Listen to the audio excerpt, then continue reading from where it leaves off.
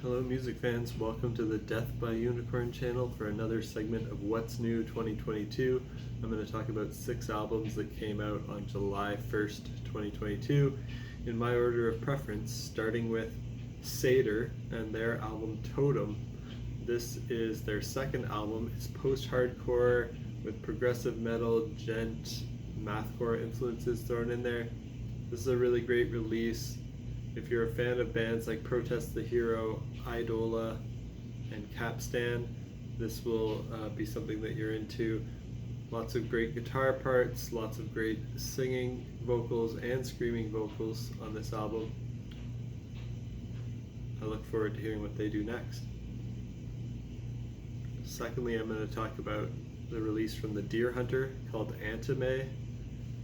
This is progressive rock with indie rock, pop, and symphonic influences. Lots of different genres and styles thrown in here.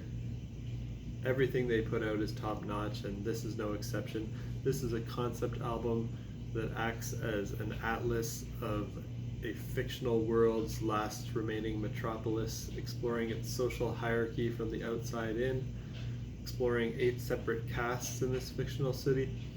It reminds me a bit of the Divergent series or the Hunger Games series, but I didn't dive into the lyrics too much, but conceptually that's kind of what it sounds like. Musically, it's great as always. Really great vocals, great musicianship from the instrumentalists as well, cool compositions. And third, I'm going to talk about Greg Puciato's release called Mirrorcell. This is his second solo album. He's the former frontman of the Dillinger Escape Plan, the legendary mathcore band. But this album isn't really mathcore, it's more like alternative metal, but there's a lot of different genres on here too. So very experimental, there's some industrial vibes, grunge, synthwave, some extreme metal, but then also some kind of pop and softer ambient sounds. Very powerful and hardcore in places, but also just melodic and catchy in others.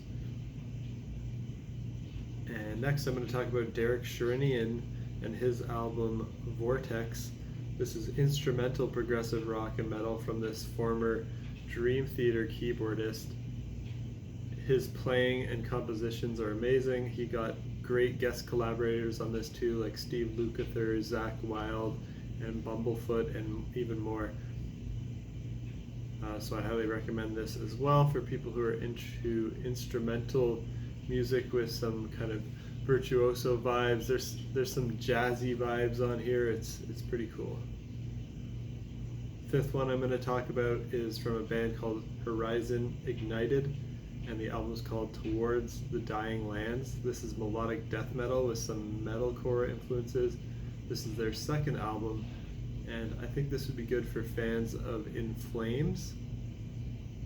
And lastly, I'm going to talk about Protector and their album Excessive Outburst of Depravity. This is thrash metal with some death metal, like kind of more extreme, on the extreme side of thrash.